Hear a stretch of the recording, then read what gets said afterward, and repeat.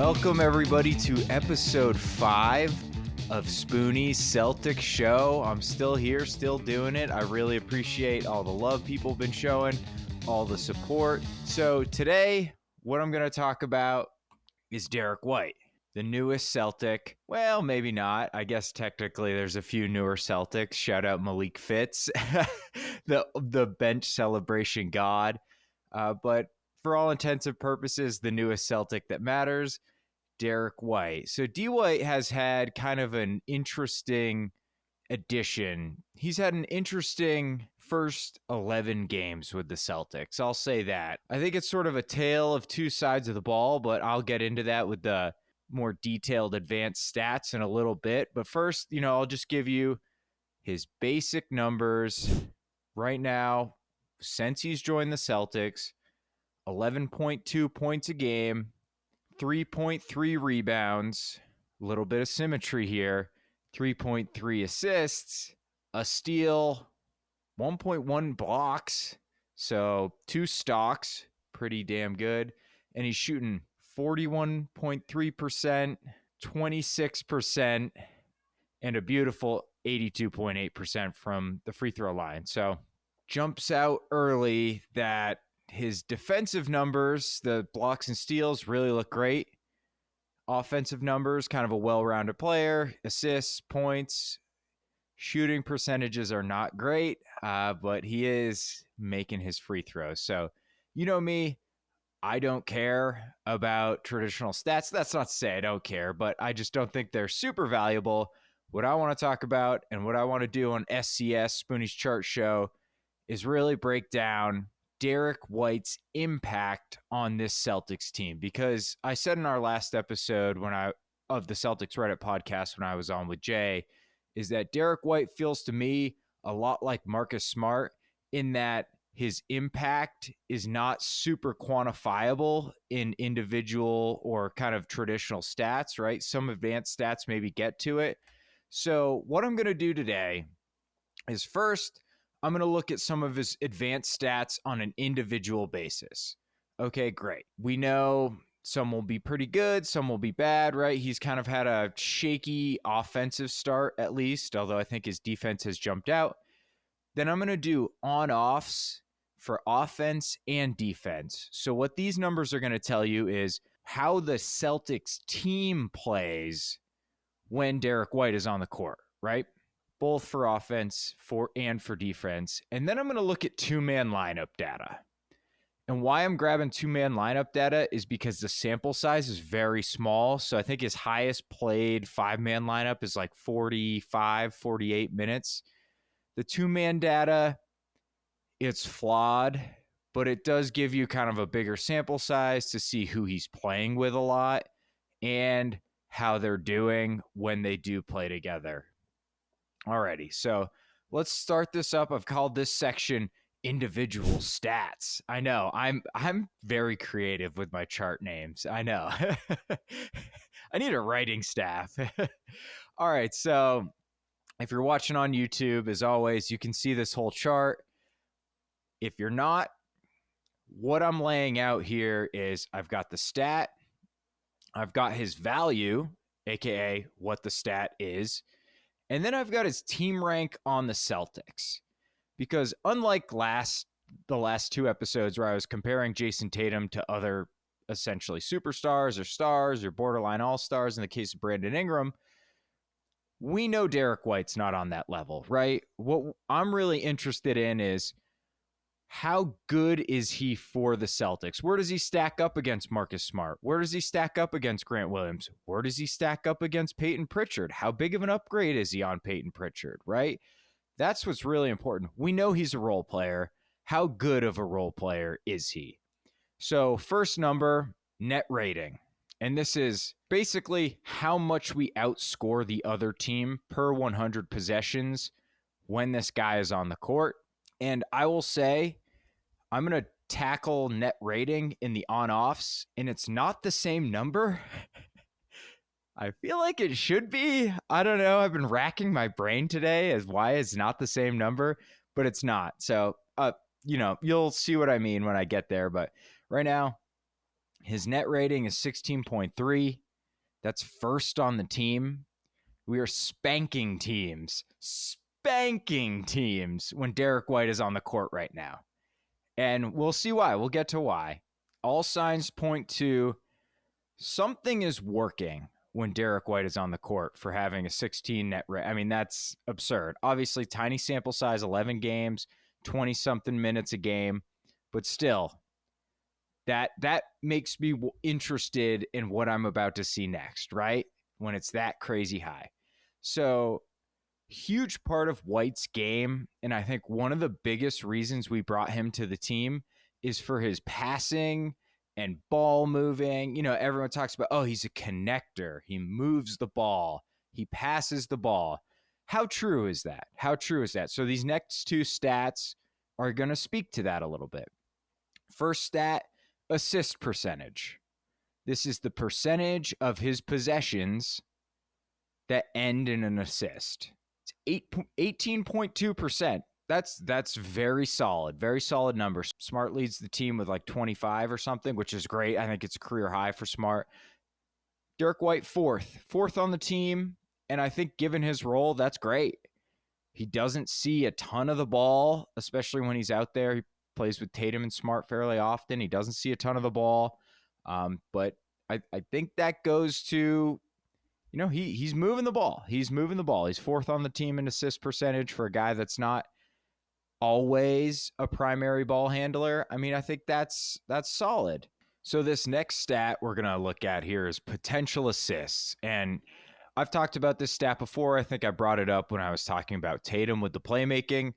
Potential assists is passes that lead directly to a shot. So you can actually have a pass that is an assist and not a potential assist because, you know, scorekeepers are a little loose with the rules with assists, I'll say. So this has to be, I'm not sure they can even dribble. Maybe one dribble. It seems like it's pretty narrow what the definition of a potential assist is. So he's at 5.5. That's not bad. And again, I think given his role, that's totally fine. That's fifth on the team. I think Smart leads the team, and Tatum is second on the team. So those are the two guys with the ball the most. I think Smart's passing stats have really taken a bump this year, which makes a lot of sense, right? He's playing more pure point guard. He's got the ball in his hands more. And Tatum, obviously, he's got the ball in his hands a lot as well. So, you know, White, these are numbers that are indicative of kind of a secondary ball handler type. You know, they're actually very similar to Jalen's. And that's exactly what we needed. We needed another guy who could take some offensive pressure off those two, make the right play, get an assist here or there, put some pressure on the rim. So all signs so far, he's kind of as advertised, right? We're killing teams when he's on the floor. He's moving the ball. Next stat is free throw attempts per 100 possessions. So one thing I've noticed is D. White he's got these funky little like floaters and like off-footed layups and like in between shots where he'll go up when he's got somebody puts their hands on him and he just goes up for the shot. And he gets fouled they're kind of weak BS fouls, but hey, we'll take it, man. So this is how many free throw attempts does he take per 100 possessions? And he's at 4.9. He's at 5, which is fourth on the team. Totally solid. Tatum's way up there. He's in first, which has been a massive growth in his game, and I think an important part of his game and something he's gotten better at since his shot wasn't falling. But again, Derrick White, fourth on the team, getting 5 free throws per 100 possessions. Totally respectable amount for a guy who's, you know, kind of your fourth most important player when he's on the court. That's all just fine. Assist to turnover ratio is the next stat. So obviously, how many assists do you get per every one turnover? Or if you're really bad at this stat, how many turnovers do you get per one assist? So Derrick White's actually second on the team 3.27. Can you guess who's first? It's Al Horford. Al's at like 3.6 assists per turnover, and I think that just goes to Al being awesome, being such a smart player, being just a consummate professional. I mean, the dude is just a heady, smart basketball player. There's a reason he's still valuable, even though he's, 35 years old. But yeah, Derrick White, great. Does not turn the ball over. That will be a theme. He does not turn the ball over. Okay. Now we're going to get to some limitations here and why he's a role player, right? This is why he's a role player. True shooting percentage. It's an all-in-one shooting efficiency metric that takes into account free throws, okay? So, regardless, 52.7 true shooting percentage, good for 8th on the team. Very bad, very bad, very bad, very bad. Efficiency field goal percentage, all-in-one field goal percentage stat that does not take into account free throws. 47.6, 9th on the team. Not ideal, not ideal, not ideal. Okay. So what is this profiling as? We're murdering people when Derrick White's on the floor. He's passing the ball. The kind of initial low-level defensive stats, stocks, those look good. But he's super inefficient scoring. Okay. I'd say that matches the eye test, right? I'd say it matches the eye test. But so real quick, before we get into the on-offs, which again is the on-offs for how the team does in stats when Derrick White is on the floor, okay? Before we get into that, I just want to hit a couple of these all-in-one stats that I talked about with the Tatum episode last week. Raptor, this is 538's number, tries to account for basically what's your plus minus, accounting for teammates and but teammates and all that good stuff, right? Tries to regulate all the randomness out and give you a number. So Derrick White's at 4.2 Raptor for the season. I believe that includes his Spurs days. That's second on the team behind Jason Tatum, who's like 4th in the league. He's 4th in the league in Raptor. So Derrick White, though, like head and shoulders above even Jalen, even above Rob, even above Al, who grades out very, very well in Raptor, especially defensive Raptor. Whew. Al might be next episode. I think we got to talk about Al. But regardless, Derrick White, advanced stats, love him. Real plus minus, again, same idea. It tries to give you a plus minus score and regulate out some of the randomness. It's 2.94 for Derrick White. You can't sort by team, ESPN stat. They suck. But he's 60th in the NBA. That's pretty good. That's pretty damn good. And then the worst named stat in America, the LeBron. This is B-Ball Index's stat. 1.32. That's 6th on the team, which I think is probably dead nuts on how I'd value him, importance to the team. I'd probably put him 6th, and hey, he's our 6th man. Okay, so we've got that.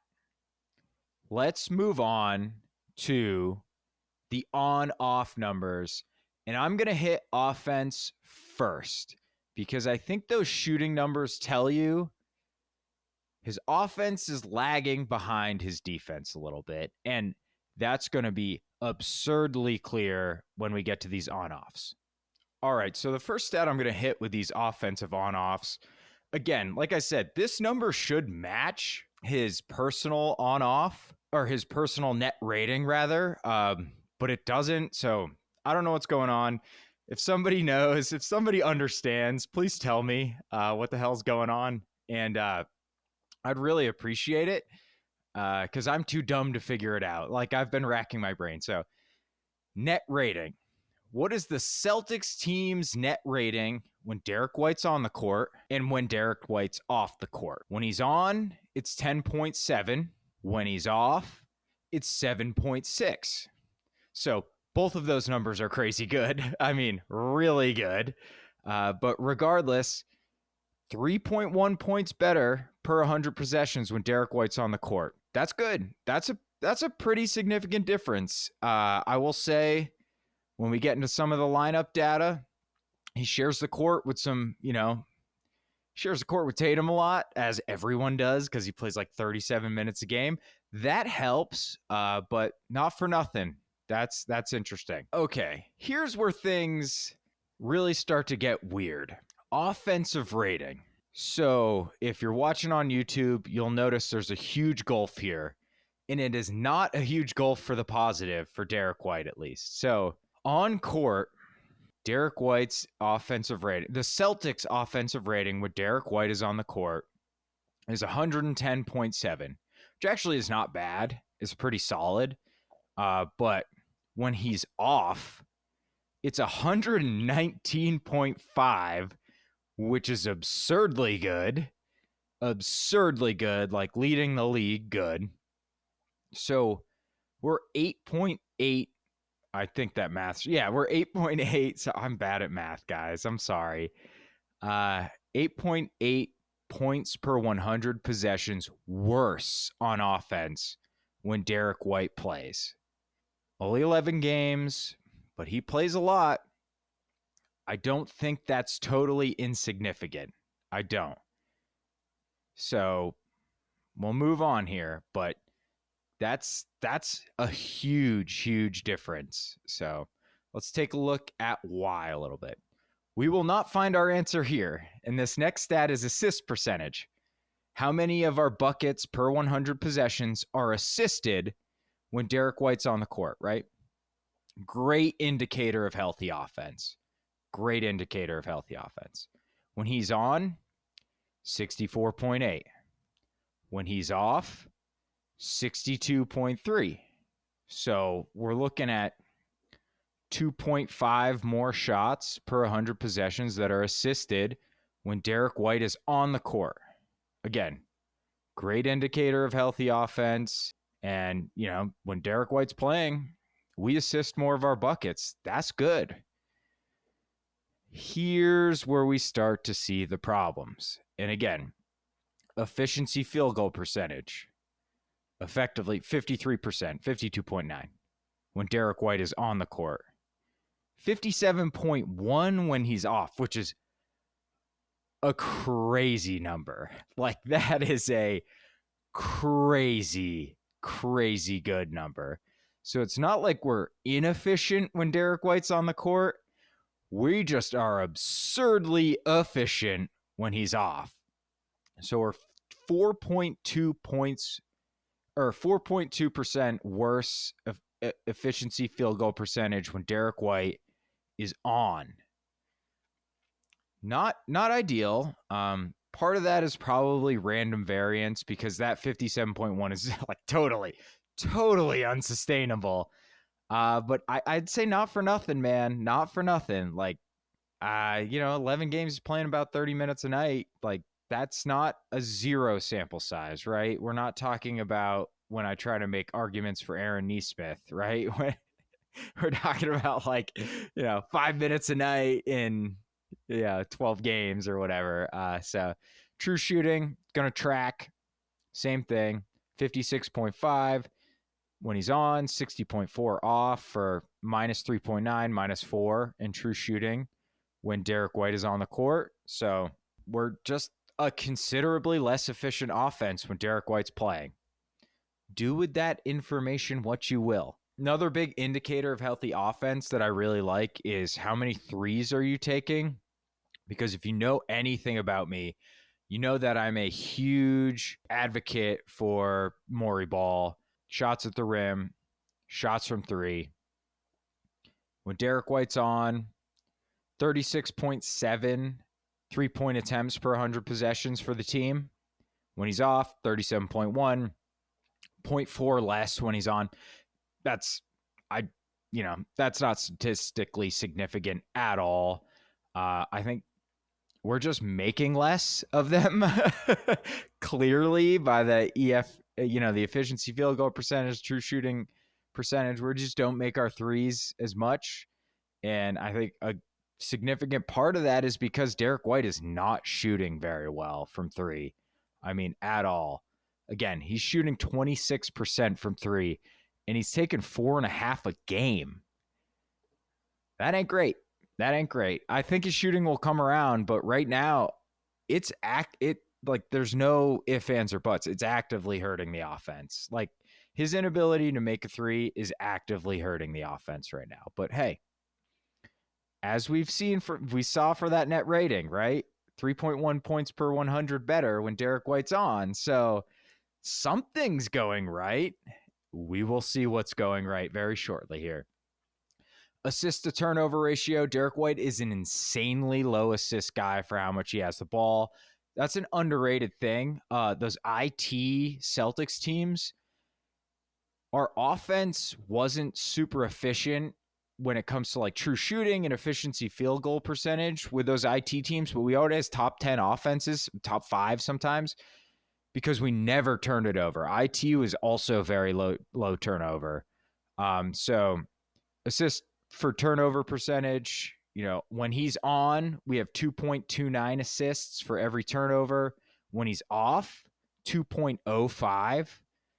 So 0.24 increase in assists per turnover, which is, it's quite a bit. That's 24 per 100 possessions. More assists than turnovers when Derrick White's playing. That's a lot. That is legitimately, I mean, he is very good with ball security. He does not turn it over. Super helpful to maintaining an efficient offense. Turnovers per 100 possessions. This is going to track. We turn it over 11.3 times when he's on the court per 100 and 13.4 when he's off.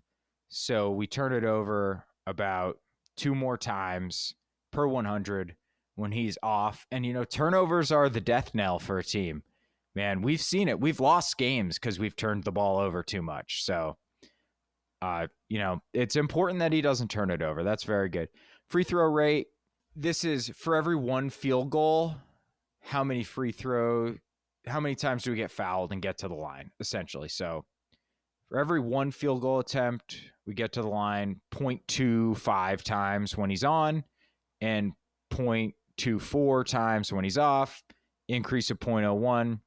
So pretty much the same, but shooting a little more free throws when Derrick White's on. And, like I said, he's getting to the line pretty well. I don't know. I'm not sure that really means much. So takeaways here when we're looking at the on-offs for Derrick White. The Celtics are clearly worse on offense when Derrick White's on the court for these 11 games. Again, small sample size. He's still trying to learn the offense. He's trying to learn the players. He's trying to learn, what they like to do, where they like to get his shots. It's tough. It's really hard to come into a team mid-season and make it work. So this isn't super surprising. I remember not the Hornets game, but I think the Nets game, White drove basically like right into Tice. He thought Tice was going to kick to the corner. Tice was trying to hang out in the dunker spot. And he basically like bumped into each other on a Derrick White drive. And after the play, White was like, why didn't you go to the corner? And Tice is like, I'm supposed to be in the dunker spot, I thought. And it's just a function of two guys who are new to the team, not really knowing what they're supposed to do. That's natural. Long term, I'm not worried about Derrick White and his effect on our offense. His shot isn't going in right now, well below his career averages. I think this will work itself out. The assist percentage number really gives me some hope. But nonetheless, undeniable right now. When he's on the court, the offense struggles some. So, okay. Then why the hell is he leading the team in net rating? Why are we 3 points better per 100 when Derrick White's playing? Here we go. How do the Celtics play when Derrick White is on compared to when he's off on defense? This defensive rating number is going to jump off the damn page or the screen or the audio. When he is on, our defensive rating is 100, which is like best defense ever status. When he's off, it's 111.9. Still pretty good, but not best defense ever. So we give up effectively 12 points less per 100 possessions when Derrick White is playing. That is obscene. Obscene. Crazy. I think that might be all I need to talk about for defense, right? But nonetheless, I've got a few more stats for you. So, opponents shoot 3.7% worse from the field when Derrick White's on. They shoot 6.1% worse from three when Derrick White is on. And I think watching the games, you can kind of see this because when it's Smart, when it's White, when it's the Jays, and then it doesn't even Rob, Al, even Tice, it doesn't matter. That defense, there is no one to attack. Even like Denver, Jokic is the best post-up scorer in the league, him or Embiid. They had White will be sturdy enough in the post that a double will come before Jokic can kill you, right? And then the team scrambles so well out of double teams that they just strangle other teams on defense when it's that White Smart backcourt. I mean, it is crazy to watch. It's like we have two Marcus Smarts, really, on defense, which is incredible. And not only that, he's an incredible transition defensive player. He blocks a shot a game for a guard. I mean, that is like D Wade status. He gets a steal a game, so he's turning people over. He can't be picked on. I mean, where do you attack that defense when it's Smart, White, the Jays, and Rob Williams? Like, Jaylen Brown's the worst defensive player on the court. That's like not normal. Teams don't have defensive personnel like that. I mean, even some of the best teams, like take Miami, for example. Duncan Robinson can be attacked. Tyler Hero can be attacked. Even Lowry's very undersized. I mean, White is a legitimate 6'4". Lowry's, barely cracking 6 feet. There's just nowhere to attack. And these defensive numbers could not be clearer about that. Could not be clearer. So, like I said, when he's on, per 36 minutes, teams turn it over 10.4 times. When he's off, 9.8. Goes to how good our defense is no matter what. But nonetheless, they're turning it over 0.6 more times per 36. And I think this is really, really an important one. When Derrick White's on, teams are shooting 22.3 threes per 36 minutes. When he's off, 25.9. So they shoot 3.6 less threes when Derrick White's on the court. So we are taking away threes. They're shooting way worse from the field. So that means they're not getting to the rim. They're not taking rim shots. So they're taking these bad ISO mid-range jumpers. And it's because of what I was just saying. It's because we're choking them out. There's no one to attack. There's no way to get the rim. There's no way to penetrate the defense, force help, and get kickouts for open threes. It just does not happen when White's out there. And it's a lot like Smart in that his offensive limitations are clear. They're pretty obvious. Sometimes it's tough to watch, and it still does not matter because the defense is so incredibly good. Not only does it make up for the offensive deficiencies, it way, way, way compensates for it. Like beyond. I mean, to the point where like this is just a team. You don't need to score when you're choking teams out like this on defense. I mean, it's truly incredible. And I think the eye test speaks to that because not only is he solid positionally, not only is he solid on ball, he's a great help defender for a guard. One of the best I've seen, really. He takes charges, he blocks shots, he gets his hands in, he just mucks it up, he makes things difficult. And when you've got Marcus Smart as the other guard doing all that stuff too, man, I would not want to play this Celtics team at all. So, I mean, that's the explanation for these crazy net ratings that Derrick White's got is that has nothing, he's good enough at offense. He's moving the ball. He's getting foul shots here and there, he's making some layups. But the defense is just so good. It doesn't matter that we're kind of slightly below average on offense when he's out there. So interesting stuff.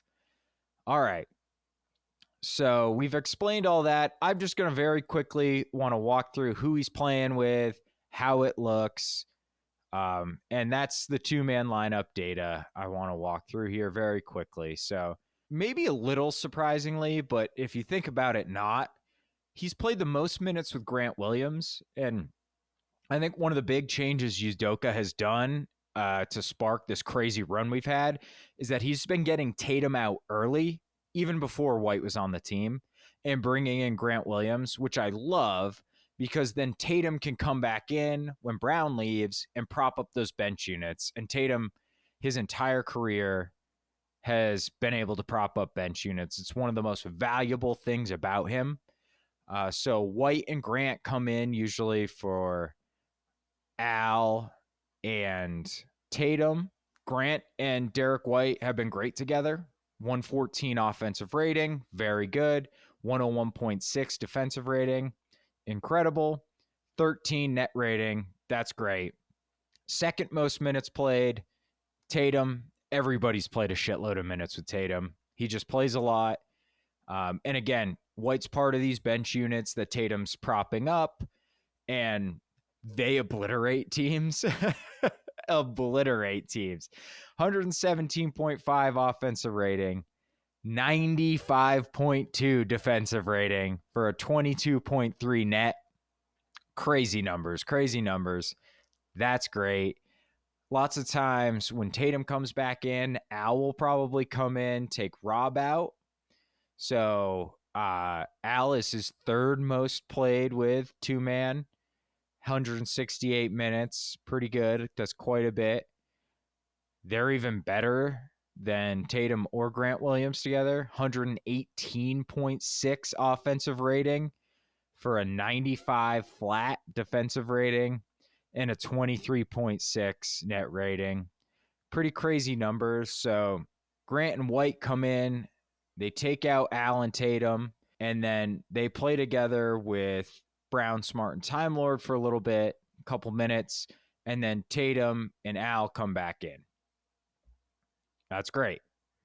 That's working very, very, very well. You're not going to believe this, but he's also great with Jaylen Brown, who is his fourth most minutes, 153, 118.7 O rating, 102.2 defensive rating. So actually the worst defensive rating so far, 16.5 net. Very good.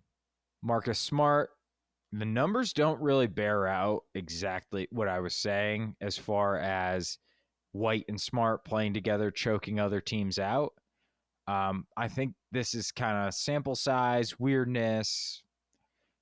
White's out there without Smart against other benches, so that's going to prop up his defensive rating some, and he's usually out there with Tatum and Horford, and Horford has been a monster on defense, especially during this crazy run. But regardless, 136 minutes with Smart, 114.70, 105.1 defensive rating, 9.6 net rating. Still incredibly good. Still incredibly good. Here's the weird one. Everyone else that Derrick White has played with in two-mans is a massive, massive positive. In fact, Smart's the worst other than this one at 9.6.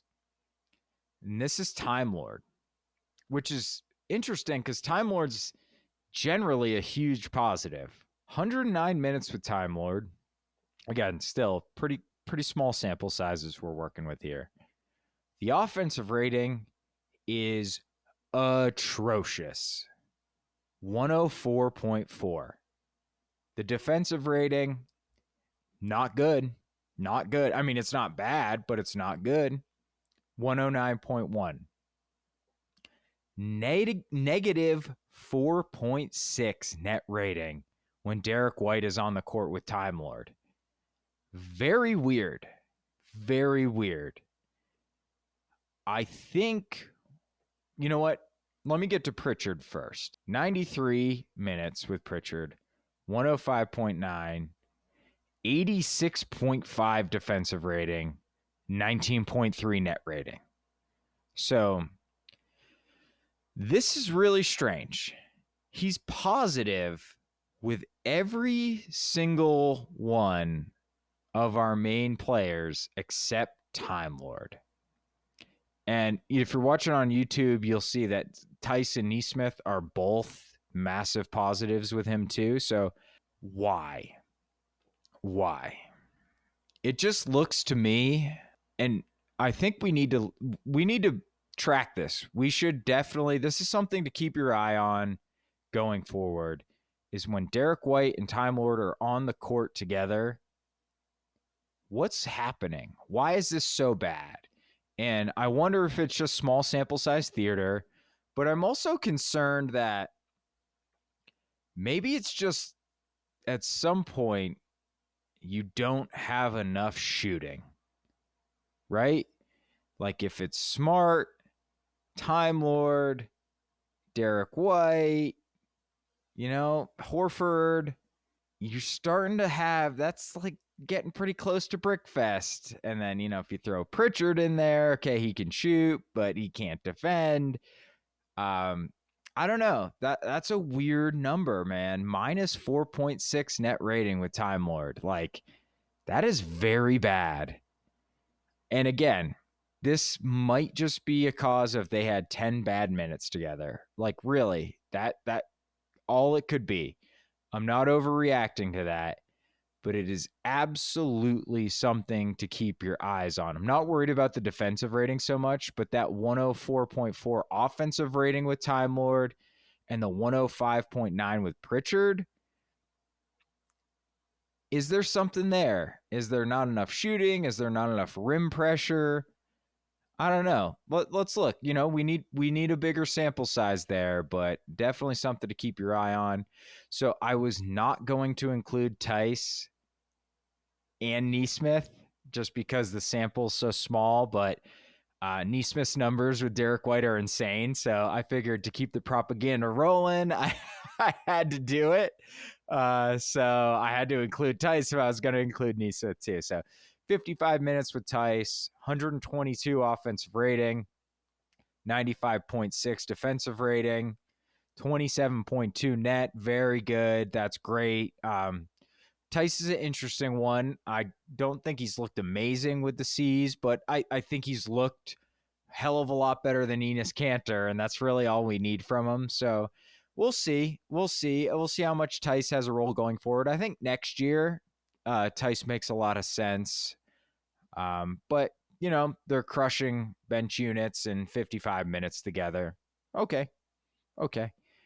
And then Nesmith, he's played 28 minutes with Nesmith, 145 offensive rating, which would lead all-time NBA offense ever by like 20 points.